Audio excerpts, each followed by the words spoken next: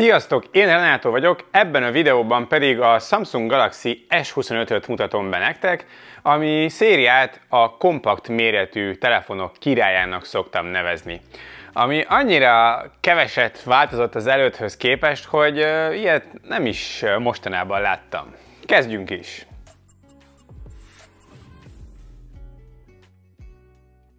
A kicsomagolás meglepetéseket nem tartogat, a pár éve megszokott csomagolás van idén is. A fekete dobozban a telefont találjuk a kinyitás után, hozzám ebben az új kék színben érkezett, ami nagyon tetszik, néha egészen sötétkék, néha világos, fénytől függően. A dobozban van egy kisebb doboz, ebben vannak a kézikönyvek, a SIM-kiszedő, valamint a mind a két végén USB-C-s töltőkábel. A design az pont ugyanolyan, mint tavaly, vagy mint tavaly előtt, ami alapján meg lehet különböztetni az a színek, mint például ez az új tengerészkék, ami nem mellesleg baromi jól néz ki, vagy esetleg a kameradudorok, amik most kicsit nagyobbak lettek, és nem króm, hanem fekete színt kaptak. A méret egy picit változott, 0,4 mm-rel, szóval körülbelül egy hajszálnyival vékonyabb lett, de az már végképp nem vehető észre. De azért szerintem, ami jó, azt nem kell lecserélni, nekem mindig is tetszett a forma, szóval nekem nincs vele bajom, hogy ilyen maradt. Kézben fogni remek, ahogy kell, prémium terméknek érződik, mert az is, és ez a méret tökéletes az egykezes használathoz. Az anyaghasználat is ugyanaz, mint tavaly, Gorilla Glass Victus 2 üveg elől és hátul is, valamint Armor Aluminium 2.0 kerete, a vízállóság IP68, szóval fullos a külső. A kijelzővel sem variáltak, egy az egyben a tavalyi panel került bele, ugyanazokkal a specifikációkkal. 1 és 120 Hz között váltakozó adaptív képfrissítés, 2600 nites csúcsfényerő HDR tartalmaknál, valamint HDR10 Plus és 8 bites színmélység. A fényesség egész kijelzőn is magas, így szuper napsütésben is. A felbontás Full HD Plus, ami tökéletesen éles képet ad 416 pixel per inch pixelsűrűség miatt, de azért a konkurensek fele ennyiért is kínálnak ennél nagyobb felbontást is. Nem minthogyha számítana, mert itt sem látsz pixeleket, csak megemlítem. Tavaly azt mondtam, hogy eszméletlen a kijelző minden téren, idén sincs másképp, mert a színek, a mozgás megjelenítés, a kontraszt, az élesség, egyébként minden kiváló, de például máshol van 10 vagy 12 bites kijelző, vagy Dolby Vision szabvány is. Ami viszont jól jönne, az a tavaly az ultráknál bemutatott tükröződésmentes bevonat, ami tényleg nagyon király, de az S25 nem kapta meg, maradt továbbra is az ultra sajátossága, pedig azért titkon bíztam benne, hogy idén az S25 is megkapja. A kijelző alatt az ultraszónikus udanyomat olvasó dolgozik, villámgyors és pontos, ez a legjobb a piacon. Hangszóróból sztereót kapunk Dolby Atmos támogatással, rendkívül tiszta, gazdag hangzása van, a kapott hangminőség szintén a legjobbak között van, de nem ez a leghangosabb mobil.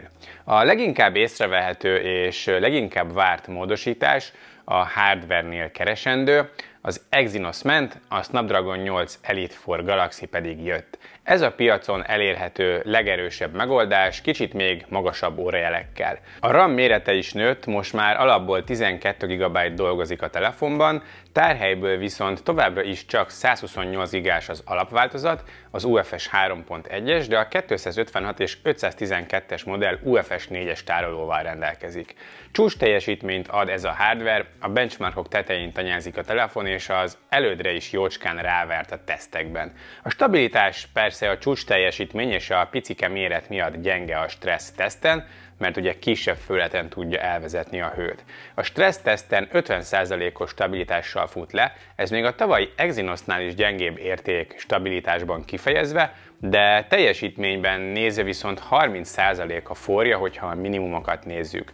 A stresszteszt alatt teljesen át is forrósodik a készülék. Játszani bármivel lehet, maximális beállításokkal, ilyenkor huzamosabb hajtás után sem lesz forró a készülék.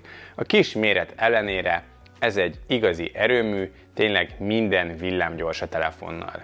Adatkapcsolat terén is belepakoltak minden aktuális technológiát, így itt egy picit előrelépett. a Nano SIM mellett eSIM támogatás is van, Wi-Fi-ből megvan a 7-es szabvány is, Bluetooth-ból pedig az 5.4. Van NFC is, a csatlakozó pedig DisplayPort 1.2-re is képes 3.2 Gen 1 szabványú. A térerő, a hívás minősége, a GPS tökéletes volt a teszt során. Az aksi rész olyan, hogy inkább nem nyúltak hozzá, de ez itt azért kár. Mondjuk ugye a Samsungnál ismert okok miatt mindig óvatosak az aksikkal. Nincsen az új szilícium-szén technológia, maradt a lítium-ion, és ugyanúgy 4000 mAh az aksi. A Snapdragon a PCMark teszt alapján egy picit takarékosabb, mint az Exynos, és szépen látható, ahogy lassan, de biztosan nőtt az üzemidő a generációk alatt, de így is azért elmarad a konkurensektől, vagy a nagyobb telefonoktól. Egyébként alapvetően egy nap átlagos használattal simán megvan, 5 max 6 óra kijelzőidővel, de ugye lényegesen gyengébb az üzemidő, mint a nagyobb méretű telefonoknál, amiben 5 vagy akár 6000 mAh aksik is vannak. A töltés sem változott semmit, ami a piac egyik leglassabbja. 25 W vezetékesen, 15 W vezeték nélkül Qi2 szabvánnyal, valamint 4,5 W-tal tud tölteni más eszközt a hátlapjáról. A teljes töltési idő vezetékesen 1,4 óra, ami az egyik leglassabb érték ebben az árkategóriában. Szoftver. Itt szokott a Samsung leginkább csillogni, és most egy rakat szoftveres fejlesztést kapott az S25 széria. Android 15-ön fut és One UI 7.0 felülete van a megjelenéskor, és igen, szerintem továbbra is ez a legjobb androidos felület. Támogatás terén 7 év frissítést és 7 év biztonsági foltozást kap, ami kiemelkedően sok. Arról, hogy milyen maga a felület, most nem beszélnék részletesen, arra itt fent van egy külön One UI videóm. Ami a 7-es verziónál egyből észrevehető, az a kicsit módosított ikonok és az animációk mellett, hogy az értesítési sáv és a vezérlőpult most már itt is külön van szedve, bal oldalon az értesítések, jobb oldalon lehúzva a vezérlőpult jön be, de oldalra suhintással válthatunk a kettő között, illetve beállítható lehet az, hogy mondjuk az ikonok alá nem kéred az appok neveit. Inkább érdekesebb a temérdek AI funkció, amit beletettek, és az AI most már egyes appok között is tud működni. Először is a Gemini új generációt kapott, ami sokkal okosabb, mint eddig. Aztán a karikázés keresés okosabb lett, most már még részletesebb eredményeket ad, vagy javaslatokat tud adni a találatokkal kapcsolatban, illetve például GIF-et tud készíteni egy videóból, vagy akár a képen felismert tartalom alapján grafikát is tud készíteni, és hogyha egy videóra vagy zenére tesszük rá, azt is meghallgatja és kielemzi. Hangvezérléssel is működnek már az AI funkciók, lehet így például telefonon képet keresni, de akár összefüggéseket is fel tud dolgozni. Például megkérdezheted, hogy hol van a közeledben mondjuk egy adott hely, majd tegye rá a Google térképre, és egy barátodnak írja meg SMS-ben, hogy odamész. Van pár app, amivel már együttműködik az AI, ezek a Google alkalmazások, a Samsung alkalmazások, és lesz egyre több, például a Spotify és a WhatsApp, amit megemlített a gyártó.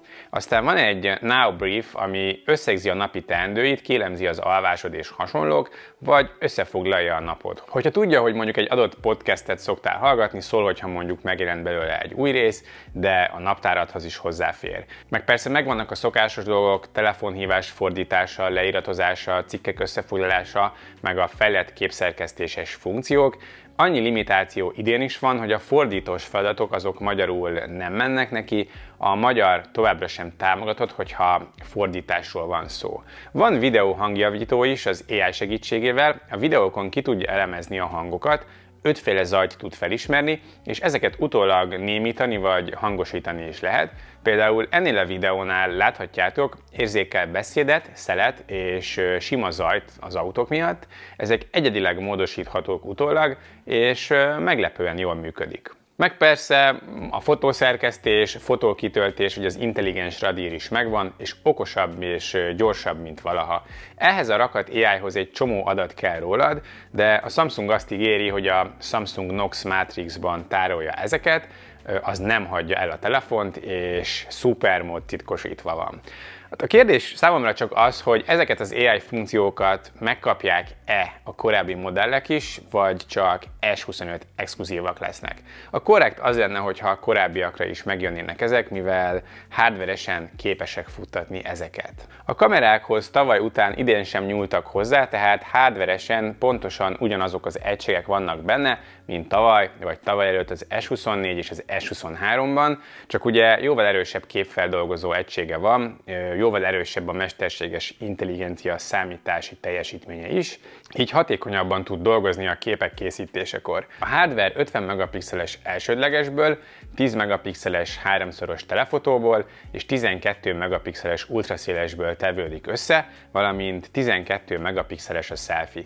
Ezek továbbra is jó kameráknak számítanak. A szoftvert egy kicsit tovább reszelték, így még átláthatóbb lett a kamera, valamint egykezes használattal is elérhetők a kezelők, ugyanis azok lentre kerültek. Az elsődleges képei szuperek, a színek, a részletesség, a vonalélesség, a dinamika, minden remek, minden körülmény között. A kétszeres zoommal készült fotók is szuperek, nem látszik rajta minőségromlás.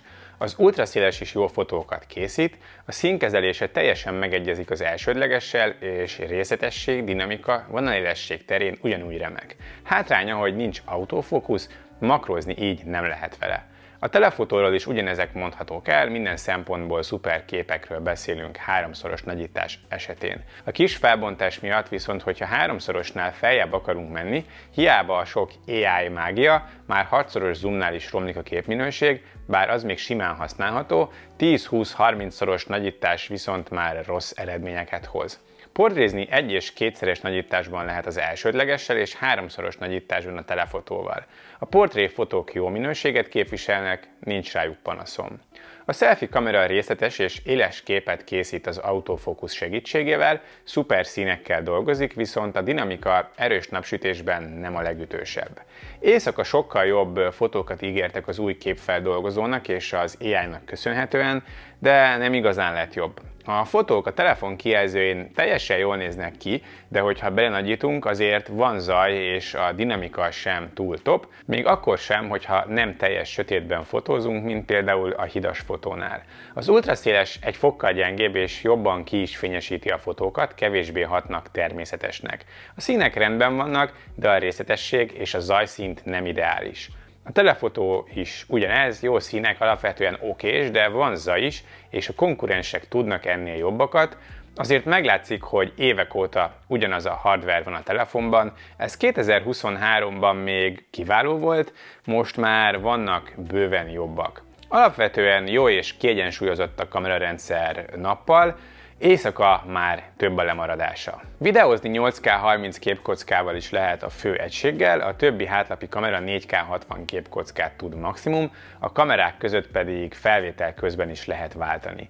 HDR10 Plus és nagy bitsebességű felvételt is tud készíteni, van 10 bit, valamint log mód is. A videó minőség jó, nagyon jók a színek, részletes a felvétel és szuper a dinamika tartomány, de némi zaj azért van. A stabilizálás remekül működik, séta közben is szépen kisimítja a felvételeket. Az ultraszéles is nagyon jól teszi a dolgát, szép videók vehetők fel vele jó nagy látószög mellett, de a zaj itt is megjelenik. A telefotó szintén remek színekkel, dinamikával és részletességgel dolgozik, érezhető képzaj mellett. Nappal jól, de nem kiemelkedően teljesít, mind a három, ha videóról van szó. A fejlettebb ISP és az AI miatt az éjszakai felvételeken sok javulást ígértek a videókban is. Ez volt mindig is a kamerarendszer gyenge pontja, de az éjszakai felvételek továbbra is a Samsung Achilles sarka. Az elsődleges felvételei hát az ISO érték az egekben, és rengeteg a képzaj. Az ultraszélesnél a részletek nagy része elvész, még több zajjal, telefotó esetén meg benagyítva látjuk a rengeteg képzajt, hát ennél jóval többet vártam. Éjszakai videózásban nem túl fényes az S25. Nézzük az összegzést. Remek ergonómia, kiváló anyaghasználat, erősebb hardware, fejlettebb szoftver és AI funkciók jellemzik. Kijelző, üzemidő, töltés és kamerák terén pedig nagyjából ugyanaz, mint tavaly, de Ez a szoftver, ez tényleg kiemelkedik a konkurensek közül, és nagyon jól használhatóvá teszi a telefont. Az árak picit drágultak, 10.000 forinttal többet kérnek a belépő modellért. Listáron 380.000 forintról indul a 128 gigás modell, és 410 a 256, és 500.000 az 512 gigás variáns. A fő konkurense az iPhone 16, az is körülbelül ilyen árazással kapható, illetve majd a Xiaomi 15, ami hamarosan érkezik, de annak ára még nincsen. De szokásosan megjelenéskor mindenféle akcióval és csomaggal indít a Samsung, ezeket érdemes átnézni a Samsung oldalán. Január 25-ig volt Smart Tag 2 ajándékba, február 6-ig van tárhelyduplázás, így dupla akkora tárhelyet kapsz az eredetileg választotthoz képest. Március 31-ig van Dr. 24-hez 70.000 forint értékű szűrőcsomag, aztán van 50 napos elállási jog, illetve a telefon mellé 20% kedvezmény Galaxy Watchból, 30% kedvezmény tokokból, vagy ingyen töltőfej, hogyha a Galaxy Shop appban veszed meg. Tényleg érdemes körbenézni. Részemről ajánlott a telefon a kompaktak között, de a Xiaomi 15 is ígéretesnek tűnik, és hamarosan az is befut. Az biztos, hogy az S24-ről vagy az S23-ról nem érdemes váltani, de S22-ről vagy régebbiről váltva viszont már elég sok előrelépésről beszélhetünk, és évekig szuper társ lesz még. Jövőre azért már ráférne egy aksi és egy kamerás ráncfelvarrás. Jó telefon, régen ez a széria volt a király, de most már egy picit megkopott a hatalma. Ugyanebből a telefonból létezik egy plusz variáns is, S25 Plus néven, ami gyakorlatilag ugyanez a telefon egy nagyobb 6,7 szoros kijelzővel, alapból 256 gigás tárhellyel, valamint 4900 mAh-s aksival, ami 45 watttal tud tölteni, de az fél millió forintos kezdőártól érhető el. A tesztkészüléket pedig köszönöm magamnak, mivel ezt a telefont megvásároltam, mert hát a Samsung Magyarország no comment, továbbra sem vesznek rólam tudomást. No és ti, kedves nézőim, mit gondoltok az új S25-ről?